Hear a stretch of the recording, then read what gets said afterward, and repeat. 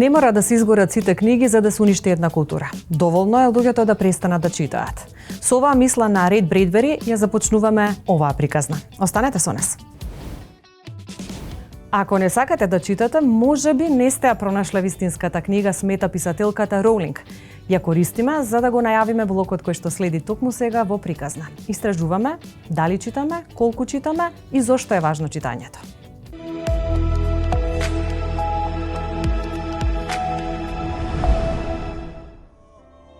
Читањето е моќ. Ова веруваме го знаат сите. Преку читањето се релаксираме, учиме се, надградуваме. Многу од нас се опуштаат, добиваат нови идеи, ја исполнуваат својата имагинација, се инспирираат. Многуми на читањето го сметаат како време поминато за себе и не се далеко од вистината. Пандемијата дефинитивно придонесе кон зголемување на бројот на продадени и бројот на читатели. Значи, светските статистики и домашните го кажуваат исто дека за време на пандемијата слободното време што го имаат луѓето и слободно време што го овозможи целата пандемија и карантините што се случува, придонесува за тоа да луѓето се посветат на слободни активности, а една од тие активности секако е читањето. Интересот за читање книги за време на пандемијата бележи постојан раст. Особено е забележан раст од близу 52% на интересот за дигиталните изданија на книги. Овој податок ни покажува колку е голема желбата за читање дури и во време на пандемија. До овој податок е дојдено по спроведено истражување во близу 400 библиотеки и книжарници во САД, Канада и Европа. Истражувањето покажало дека и покрај дозволеното физичко купување книги, читателите се одлучиле за купување електронски изданија. Забележан е пад на продажбата и издавањето на печатени и аудио изданија, а забележан е пораст на продажбата на е-книги. Слободно можам да кажам дека интересот за книгите за време на пандемијата беше поголем од вообичаено, веројатно затоа што луѓето има и малку повеќе време и во домашни услови релаксирани да уживаат во нека добра книга. Кај нас, што туку започна продажбата на електронски книги, ние како Трија токму за време на пандемијата ја промовираме нашата апликација за електронски книги книга.мк и наидовме на огромен интерес токму во тој период, односно во април 2020 година, кога сите бевме дома затворени и се соочивме со тоа слободно време и со тешка достапност на книгите. Наистина и интернет продажбата на печатени книги и електронските книги во форма на апликација која што ви е достапна на вашиот мобилен уред, навистина направија чекор напред во однос на тоа да книгата биде многу подостапна во период на изолација и да им помогне на некој начин луѓето да си го пронајдат својот интерес и да го посветат слободното време на една убава активност како што е читањето. Човекот созрeva читајќи. Читањето е духовна храна и средство со кое стекнуваме зрелост. Човекот кој чита станува свесен за сопственото незнаење и во него се раѓа желба за понатамошно читање. Всушност, секоја претходна книга го поттикнува човекот да ја земе следната. Со тоа читањето станува негов начин на живот, така што не може да замисли ниту еден ден без читање. Литературата ни дава приказни и ни дава зборови срочени звучно, ни дава емоции и ни дава рефлексии, ни дава размислувања, идеи. Сите тие работи во литературата од секогаш постоеле и ќе постојат. Може би во давнешни времења тоа биле митовите, може би биле ритуалните песни, потоа се појавила печатарската машина, па станала книгата како еден убав продукт кој се уште не возбудува и не привлекува. Сега сме на прагот на некои нови технологии каде што веројатно формата на книгата ќе се менува, но на суштинско што го бараме во литературата и што значи читањето на литература во нашите животи, мислам дека ќе опстои за секогаш. Со читањето ја одржуваме виталноста на мозокот. Читањето книги кај учениците го развива и унапредува нивниот ментален склоп. Исто така, со тоа се постигнува способност за исправно промислување. Општо познато е дека на тој начин се одржува активна функција на мозокот. Децата кои во текот на школувањето читаат книги, наголемо им ја олеснуваат работата на своите родители и наставници. Во однос на интересот за книгите во изминатиот период, навистина не укажуваат на драстично менување на интересот кај читателите. Во основа се работи за повеќе слободно време и луѓето да ги прочитаат сите оние книги кои што инаку не би можеле да ги прочитаат. Благ пораст има на читањето на книги за самопомош во локално Збором за Македонија, Збором за нашата продукција на книги. А од она што можеме да го прочитаме во светски рамки дека разни типови на книги, како на пример куварите имаат многу висок пораст на интереси на продажба. Меѓутоа, такви статистики кај нас се уште не постојат, за жал, не можеме тоа да го потврдиме. Читањето може многу да ни помогне во надминувањето на нашите емоционални проблеми, па дури и во справување со менталните болести и психички нарушувања. Терапијата преку литература, односно библиотерапијата, датира уште од 19 век и била расширена од таткото на модерната психологија Зигмунд Фройд. Тој на војните ветерани како терапија им препорачувал книги за релаксација и подобрување на психичката состојба. Неговиот метод бил толку успешен што станал рутинска терапија за војниците кои се враќаат од војното поле. Од секогаш помагало читањето книги во надвладување на некои стравови, на некои кризни ситуации во реалноста. Значи, бегање од тоа е познато нели како ескапизам, како бегање од реалноста, преку влегување во други приказни кои го пренесуваат нашето внимание во некои други сфери. Беше многу често спомнувана во контекст на пандемијата на книгата на Джовани Бокачо Декамерон, настаната во 14 век, токму во времето кога црната чума владеела во Фиренца. Нели, тоа е фактички збирка од раскажување на десетмина млади луѓе кои избегале од црната чума во Фиренца, во тоскански еден замок, кај што си ги раскажуваат приказните кои се можеби едни од најживотолюбиви, најеротизирани, ласцивни, радосни, живототворни и полни приказни во целата класична литература светска.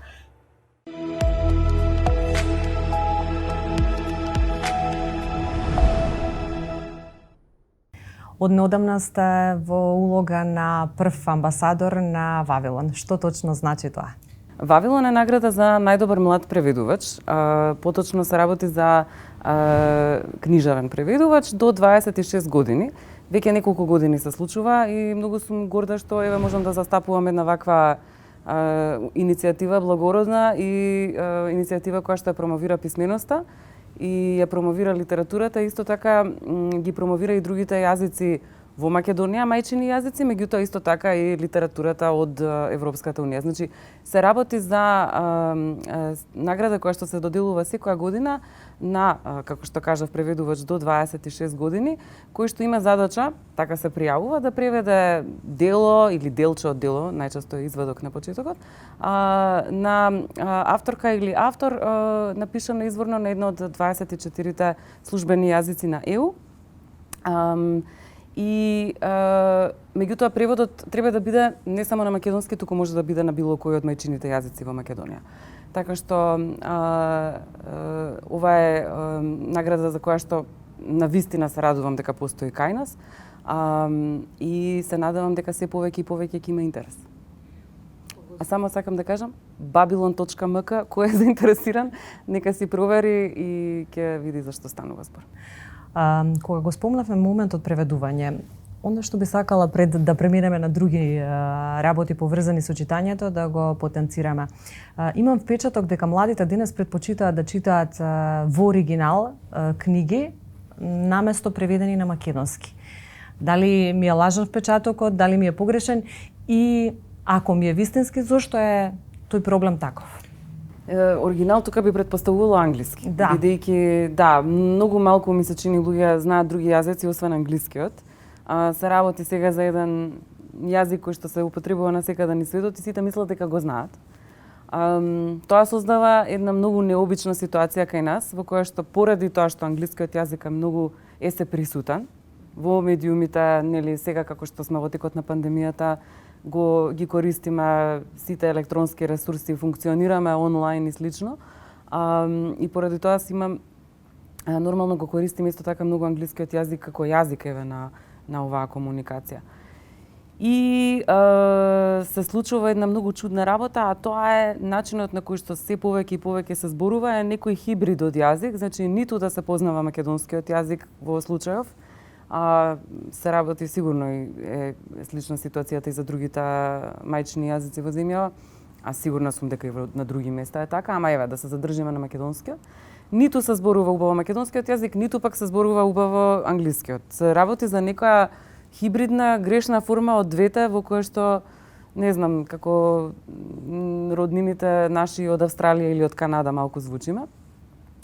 Во секој случај, тоа се должи и на недостатокот од читање, и на недостатокот од добра преведена литература, и да речеме до известен степен би рекла дека беше запоставена детската литература до скоро време. Сега има така еден нов бран на писатели на детска литература, што навистина многу ме радува дека се случува така една како револуција во однос на детската книжевност во Македонија. Меѓутоа, доста време беше таа доста маргинализирана детската книжевност и не се внимаваше на квалитетот ниту на преводите, ниту пак на па и на писменоста во самите книги, а и богами во самите учебници. Така што мислам дека пред почитањето да се чита, можеби литература оригинално, изворно на англиски јазик, до известна мера е и до немарноста на изданијата на кои што се достапни, голем дел, чест на исклучоците, и за жал во голема ситуација и во многу случаи неквалитетни преводи. И затоа е многу мислам добра иницијативата Вавилон, бидејќи всушност таа промовира и еден таков чесен, културен и многу продуктивен натпревар, посебно меѓу младите луѓе. Кога ја спомнавме детската книжевност, би сакала да направиме една паралела со лектирите кои што ги читаат дечињата и кои што на некој начин се измачуваат додека ги читаат лектирите, а од друга страна читаат книги наменети за возраста нивна, кои што искрено сакаат, предпочитаат да ги читаат повеќе отколку лектирите.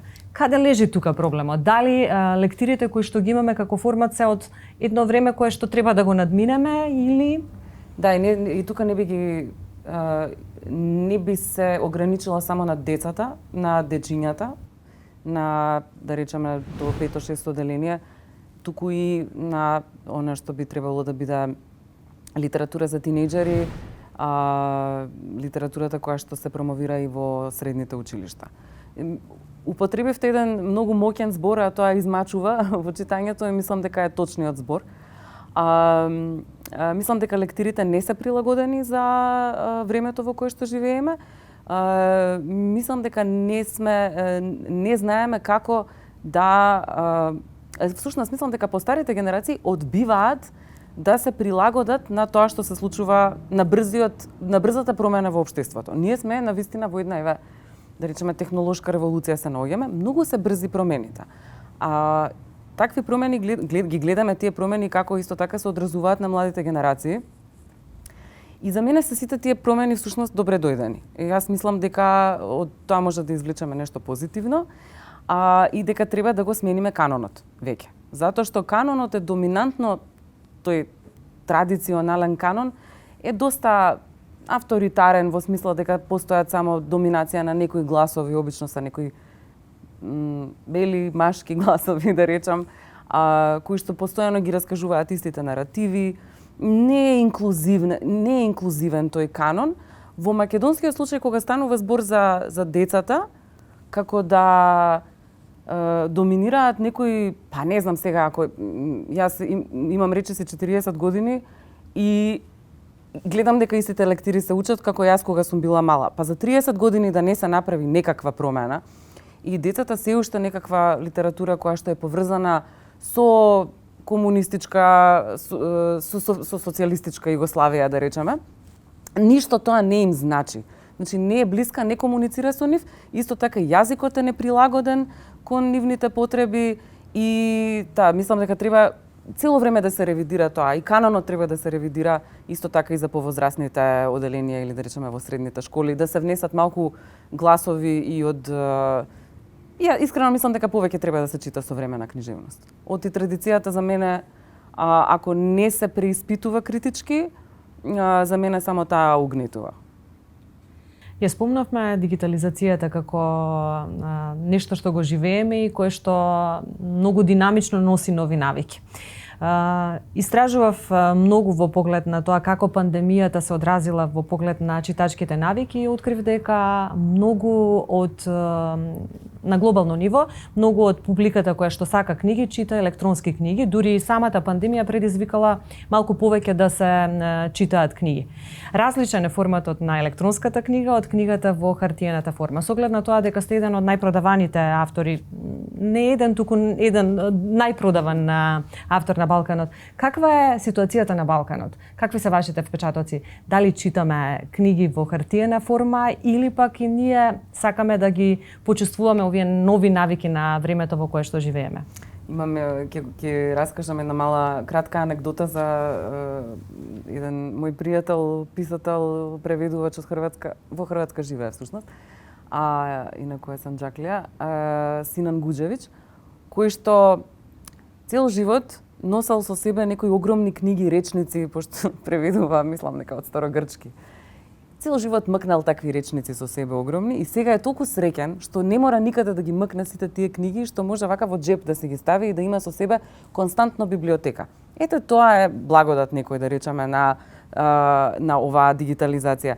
Супер е што можеме да имаме електронски книги. На кого му одговара, нека си ги чита, на кого не му одговара, ете има и писмени, мислам има книги, форматот на книгата нема да сгине. Тоа се виде и сега. И младите генерации, децата предпочитаат се уште сликовници, така што не е прашање дека тој формат ќе го снема. И многу ми е драго дека и се чита и едно, дека се чита и друго. Кај нас, да се вратам на пандемијата, навистина е интересно дека пандемијата всушност создаде поголема побарувачка за книги. Создаде поголем. Тогаш видовме всушност и колку е битна уметноста, сите некако сме сега заинтересирани за да гледаме филмови, да гледаме серии, да читаме книги, да слушаме музика, професии кои што се обично и најмалку платени, како очекуваме дека тие нешто треба да ни бидат на сите, дека се здраво за готово, како писателите да, не знам, да го пишуваат тоа од хоби во слободно време. И музичарите исто. Во секој случај се виде дека во текот на пандемијата читањето се зголеми и всушност профитот се зголеми кај голем дел од книжарниците. Таму каде што луѓето успеа да сватат дека пандемијата може да им помогне. И јас не сум сигурна дека во Македонија тоа се случи, затоа што мислам повторно дека луѓето не се во чекор со времето. Дефинитивно работите се менуваат и тоа многу брзо. Луѓето имаат потреба од читање книги електронски, исто така од онлайн продажба на книги. За нормално во текот на пандемија да не мораш да излезеш и дома да ти дојде книгата и да се ја прочиташ. Во вашите книги предпочитате да зборувате во прво лице и вашите раскази се многу интересни затоа што се на некој начин дел од секојдневието, го одработуваат на една интересна перспектива за мене, барем од она што го прочитав. Како реагираат жените, а како мажите? Дали ги прифаќаат пораките кои што сакате да ги упатите правилно?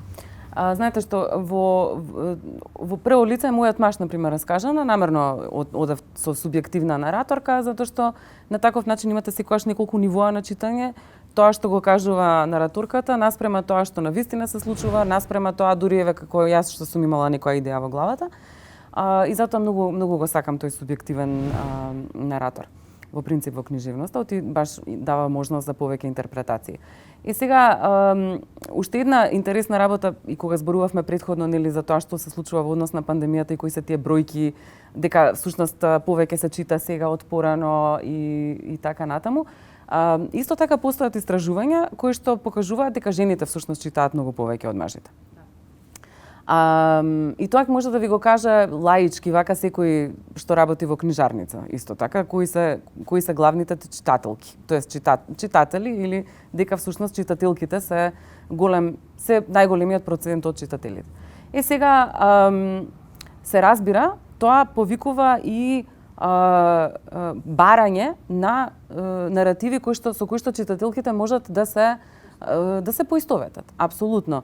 Мене ми фалело кога сум била тинејџерка, да речеме, и во моите 20 години, да читам литература со која што јас можам да се соживеам, можам да се пронајдам во неа, тоа мене не ми било давано. Сум можела да се пронајдам, да речеме, во неколку само женски лика, рудиментирани, најчесто многу лошо прикажани, кои што се најчесто, не знам, како некои принцези што чекаат некој да ги спаси, или единствената поента во животот им е, не знам, љубов. И тоа на нас како соинкани е, посебно на девојките и на младите девојчиња, им е цело време како соинка вака во мозок ставано. И јас мислам, јас и други авторки, посебно во регионов и насекаде низ светот, сме како извесен бунт против тоа. Ние сакаме да дадеме глас на други, на секакви видови на жени, да ги нормализираме сите женски искуства. Е сега, нормално дека жените подобро реагираат, затоа што прво повеќе читаат на тоа што јас го пишувам. Секако и мажи кои што ме читаат добро реагираат, меѓутоа многу често ми се случува и она мажијаснување. Чекај сега да ти кажам ти што си сакала да кажеш. Или чекај сега јас да ти кажам всушност како стојат работите, остај ти си некоја писателка што врска нема. И тоа ми се случува, тоа го гледам како некој, не знам, диносауруски начин на постоење кој што наскоро ќе изумре, кога ќе видам дека некој така се однесува или дека се нервира во однос на тоа што сум го напишала, мислам дека го доживувам како некаков тип на триумф, така што задоволна сум. Куќа без книги е како соба без прозорци. Со оваа мисла најавуваме уште еден блок. Огледало во ова издание на Приказна.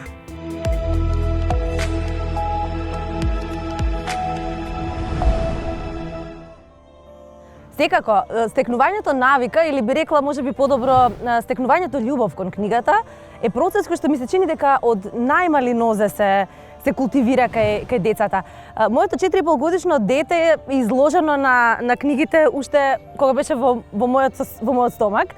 Уште тогаш сакав да имам чувство дека го разбира на некој интуитивен начин она што се обидував да му го пренесам преку светот на книгите, и потоа уште како бебенце приспивните ритуали ги правевме токму со детската литература. За жал, сметам дека имаме проблем во однос на квалитетот на детска литература кај нас. Проблематично е ова поле затоа што квантитетот не е оној кој што го носи квалитетот. Ова е една од областите во општеството на кој што можеби би требало да ги зајакнеме механизмите во однос на некаква детска продукција. Затоа и неодамна се впуштив во една таква авантура, иако неколку пати одбивав да пишувам за деца, ми се чинеше дека нема да успеам на тој најсуптилен, како да кажам, најесенцијален начин да им се обратам на најмалите читатели, бидејќи моето и писателско и новинарско перо е навикнато на некакви други стилски механизми. Нашиот ритуал за читање е најчесто поделен во два блока, утринскиот и вечерниот. Моето дете станува многу рано и мојот ден почнува некаде во 5, во 6 часот наутро, така што изгреј сонцето, будењето на денот го пречекуваме токму со книгите, а вечерниот ритуал честопати се случува да се пролонгира самото спиење затоа што книгите му го стимулираат, му го будат љубопитството, па некогаш приказните немаат крај. Мислам дека навистина е клучно да всадиме љубовта кон книгите кај децата уште од најмала возраст. Јас сум, би рекла, old school, така што се уште ми е попривлечна мирисот на хартијата. Има некоја посебна радост кога ќе си купиш од книжарница книга и најчесто го избегнувам, освен кога морам да читам стручна литература. Еве, конкретно за мојата последна публикација која што ја подготвував, еден академски труд, за тој научен труд, просто ради недостатокот на стручна литература кај нас, на културолошките студии на Институтот за македонска литература, бев приморена да се консултирам со книги во електронски формат. Меѓутоа, секогаш кога можам, кога читам за задоволство, гледам да е тоа книга на хартија. Можеби не е многу еколошки, но има некаква посебна магија. Па не знам, ми се чини дека секој писател, секој автор кој што ќе биде прашан што е она што ве инспирира, ќе ви даде ист одговор. Животот. Се она што е околу мене, се што ме допира, се што ми предизвикува некаква болка, се што ме радува на крајот на криштата. Мислам дека квалитетот на едно дело не е само во неговата интелектуална, да речеме, спиритуална, некогаш би рекла, претенциозност, туку повеќе во емоционалната есенција. За мене делото мора да содржи она емотивна сочност за да биде добро, за да биде искрено, за да биде автентично, за да може на лесен начин да комуницира до читателите. Да, секако. Мислам дека пандемијата и покрај сите негативни реперкусии што ни ги донесе, на некој начин не натера да се свртиме малку кон себе. Значи, секако, не ги коментирам балонот од негативности кој што ги живееме последнава година, но ајде да видиме што е она што ни го даде како некаква предност. Тој интроспекцијски метод кон самите себе.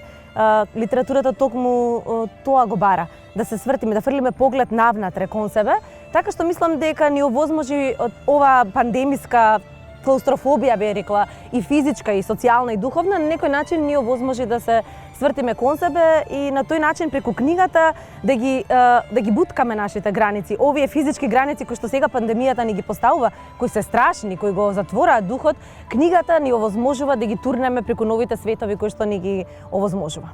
Па јас верувам, воспротивно не би пишувала. Од една страна пишувам затоа што сакам да го извадам товарот од мене, како некаква ослободувачка мантра би рекла. Од друга страна, пишувањето за мене е еден вид активизам, затоа што тој е начин да му се обратиш на светот, да споделиш нешто со другите, да размениш, да научите некаква двојна врска од која што учиме еден од друг и мислам дека може да се направат сериозни проблеми преку перото, без разлика дали е новинарско, писателско или каков жанровски или стилски момент да му одредиме. Дали светот ќе беше подобро место доколку сите луѓе читаа? Не знаеме со сигурност, можеби да, можеби не, но факт е дека читањето предизвикува емпатија кај луѓето. Истражуваме што друго ни прави читањето. Останете со нас.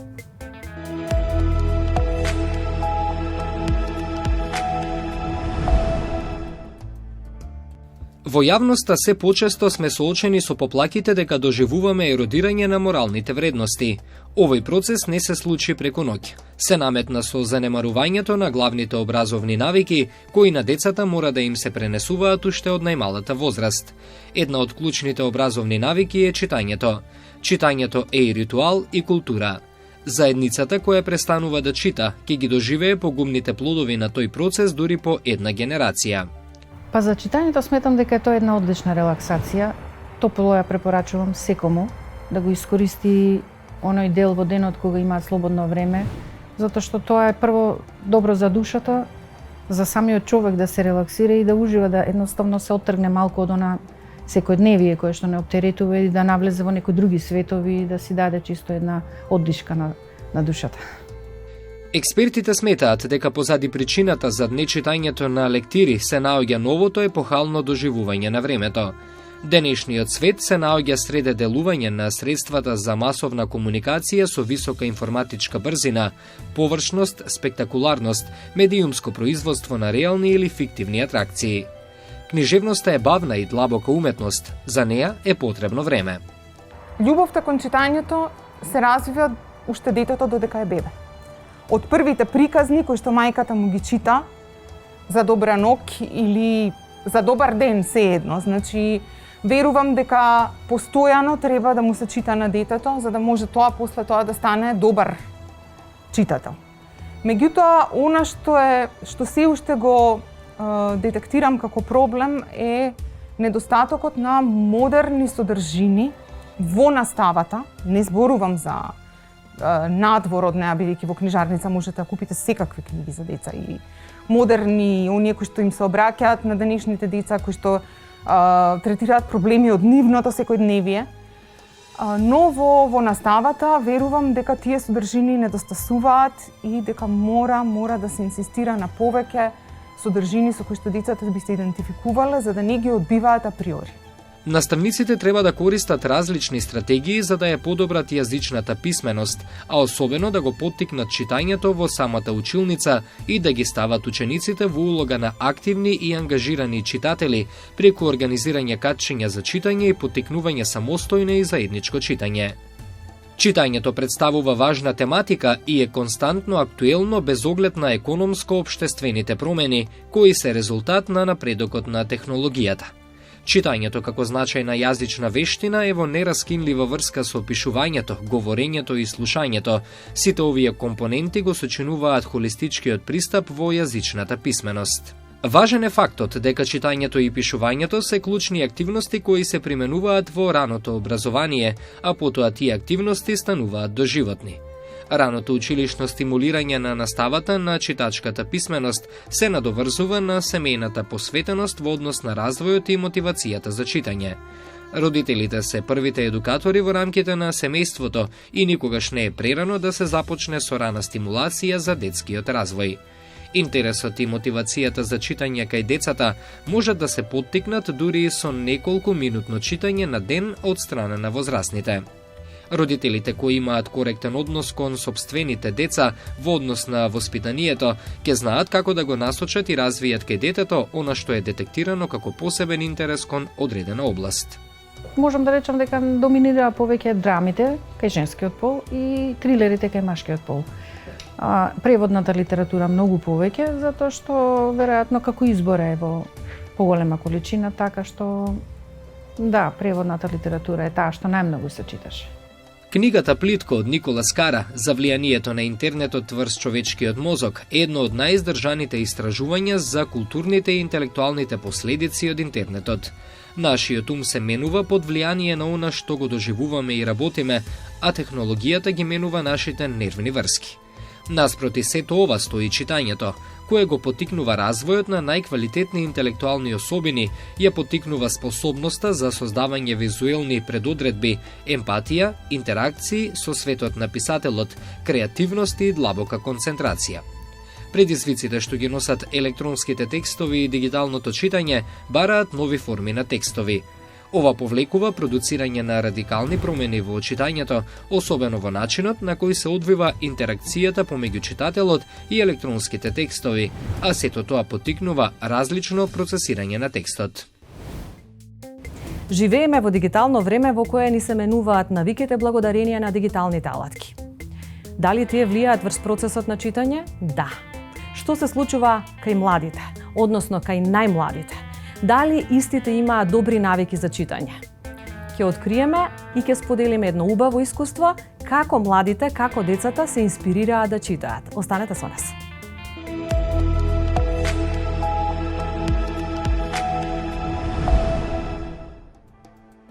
Како деленски наставник, применував повеќе техники и методи, се со цел учениците да го засакат пишаниот збор, да сакаат да читаат, да го зголемат речникот.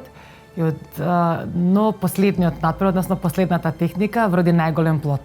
Измисливме надпревар со учениците, надпревар во читање, односно се наградуваше секој ученик на месечно ниво со подарок книга за она што го прочитал во текот на месецот. Кога заврши второто деление, учениците добија задача за летниот распуст да ги прочитаат сите лектири, но освен нив требаше да прочитаат уште некоја книга по нивен извор. Сите ученици кои што имаат прочитано плюс уште одредена книга, добиваа награда книга. Кога се вратија тие во септември на училиште, беа многу возбудени и меѓу себе се раскажува кој колку прочитал и што прочитал. Па така, почна надпреварот, секој месец избиравме најдобар читател, беше буквално надпревар меѓу нив. Се случуваше учениците да имат прочитано 4 до 5 книги во текот на еден месец, а имаше група на ученици кои што имаат прочитано дури 10 книги за еден месец. По секоја прочитана книга, ученикот требаше да излезе на табла, да ја прераскаже книгата, да раскаже зошто треба таа книга токму тие неговите другарчиња да ја прочитаат. Се раскажуваше најомилен дел, најтажен дел од неа. Учениците им поставува прашања на учениците. Потоа, не само што се вежба јавниот настап, се вежба усниот говор, туку ги спремавме учениците за понатаму во животот.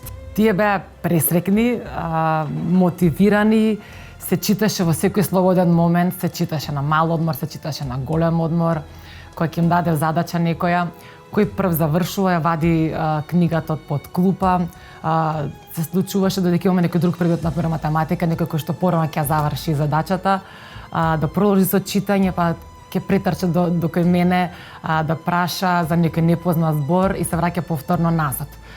Толку многу беа срекни тоа што го прават, што беше како некој дополнителен стимул за понатамашна работа. Како продолжување на надпреварот, заедно со родителите и учениците формиравме оделенска библиотека, каде што учениците носеа книги од дома, оние кои што ги прочитале, кои што навистина им се допаднале на нив, ги носеа книгите во училница и така формиравме нашата оделенска библиотека. Имаше во неа автори, имаше книги од македонски автори, од македонската современа литература, имаше басни, имаше народни приказни, детски романи и така натаму. Би сакала да истакнам дека родителите ни беа од голема помош за реализација на овој надпревар. Благодарение на нив ја формиравме оделенската библиотека. Благодарение на нив се правеше вистинскиот избор за читање на следна книга на ученикот. Мислам дека родителите се од клучен фактор за стекнување на вистински навики, правилни навики кај учениците. 21. век е ера на дигитализација. Дигиталните книги, дигитални алатки се правецот кон кој што се движи целата книжевна индустрија. Сепак за учениците од оделенска настава, за учениците од 2, 3, па и 4 оделение би препорачала книги во хартиена верзија заради поголема фокусираност, заради помалку дразби кај нив. Читањето е активност каде што се зголемува креативноста, се зголемува комуникацијата, се зголемува меморијата пред се кај нив. Научно докажано дека учениците, односно тинеџерите, децата кои што читаат секојдневно, се една генерација понапредни за разлика од оние кои што не го прават тоа. Со читањето се зголемува речникот кај учениците, се зголемува коефициентот на интелигенција, стануваат љубопитни, покреативни, се отвараат нови хоризонти, нови светови за нив. Токму сата би сакала да ги поттикнам моите колеги, наставниците, а воедно родителите, да ги охрабрат учениците, да ги охрабрат нивните деца, што повеќе да читат, да појдат во книжара, да купат нова книга, да разговараат за секој од нив, бидејќи таму иднината.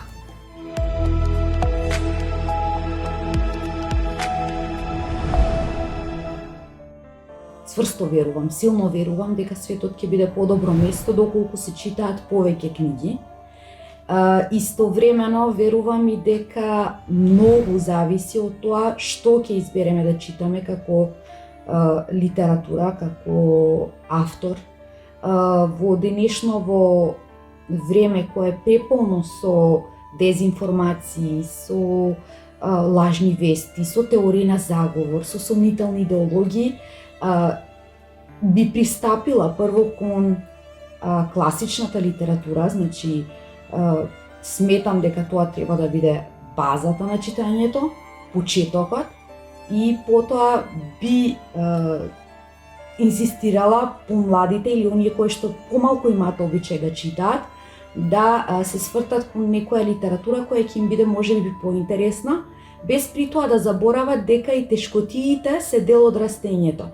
А како читатели, сите сме повикани да растеме и да откриваме нови стилови на пишување, нов стил на литература, нови тематики кои ни помагаат да се изградиме како личности. Мислам дека писател, автор, поет, драматург, романсиер, исто би го напишал своето дело ако тоа е прочитано од 2 личности или од 2 милиони читатели. Инспирацијата, моменталната, онаа творечка инспирација, не секогаш, мислам дека не често, го зема предвид фактот колку читаност ќе донесе. Барем во онаа творечка литература која е предизвикана, која е креирана од некој внатрешен порив. Друго е доколку зборуваме за комерцијална литература. Сега, Дали е тешко да се твори во денешно време? Не знам, зависно од инспирацијата, зависно од времето кое го живееме и како се наоѓаме во просторот. Не е посебно тешко, но не е секогаш ни лесно. Не сме машини, тоа не се прави по порачка, не се прави затоа што еве вчера не напишав, па денес ќе пробам или денес морам. Си треба некој внатрешен мир, треба некој внатрешен баланс или некој внатрешно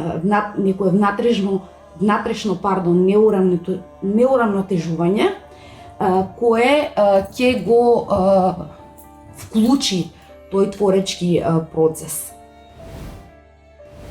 Веројатно животот,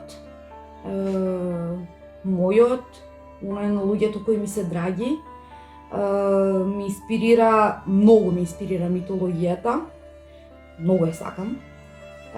Имам некоја посебна врска и со паганизмот, со некои мистични религии кои дефинитивно недоволно ги познавам, значи без никаков сомнеш недоволно ги познавам, но интересни ми се некои нивни, не знам, филозофии, приказни кои се раскажуваат преку тоа и таа некоја близина со природата. Природата ми е исто така многу инспиративна.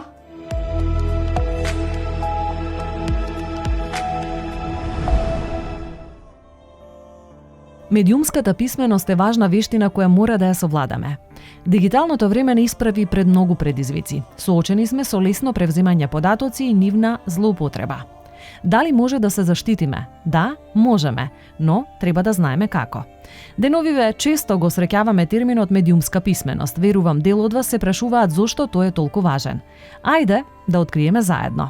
Терминолошки, самиот збор се состои од два дела – медиумска и писменост. Зборот писменост како термин најчесто се врзува со вештината за читање и пишување. Читањето на сите ни е јасно дека почнува со препознавање на букви, пошто следи идентификувањето на зборовите, но и нивно вистинско разбирање. Кога ќе стигнеме во оваа фаза, би требало веќе да ја развиваме својата вештина за пишување. Ова значи дека кај себе сме развиле знаење да препознаваме и разликуваме факти од мислења. Зборот медиумска како дел од целината медиумска писменост е врзан за медиумите. Медиумската писменост подразбира можност или знаење да се идентификуваат различни видови медиуми, како и да се разберат пораките кои преку нив се испраќаат. Денес секој од нас, па дури и нашите најмили, се изложени на широк спектар на извори. Од една страна се традиционалните медиуми како телевизија, радио, печат, а од друга социјалните или онлайн медиумите, социјалните мрежи, текстуалните пораки кои се споделуваат преку вирусни видеа, видеоигри, така наречени мемиња, рекламни пораки и слично. Сите овие медиуми имаат иста цел – пренесување податоци. Пренесувањето на тие податоци се прави со цел. Важно е да разбереме која е таа. Таа може да биде причина поради која определен медиум може да биде искористен да пренесе порака која не е вистинска. Пораките кои не пресретнуваат од медиумите може да имаат значајно влијание врз ставовите на секој од нас поединечно. Токму и поради тоа, многу важно е да научиме да разликуваме дали се вистински или дезинформативни. Од овие причини прифаќањето на податоците кои ги наоѓаме на медиумите не треба да биде затворен финален процес. Медиумската писменост во дигиталното време е важна вештина која треба да се совлада од најмали нозе. Еве неколку трикови кои ќе ви помогнат да ја совладате техниката и да ја развиете вештината медиумска писменост. Критичко размислување. Научете дека не секој податок пренесува знаење. За да тоа се случи, податокот мора да биде системски обработен, истражен и анализиран.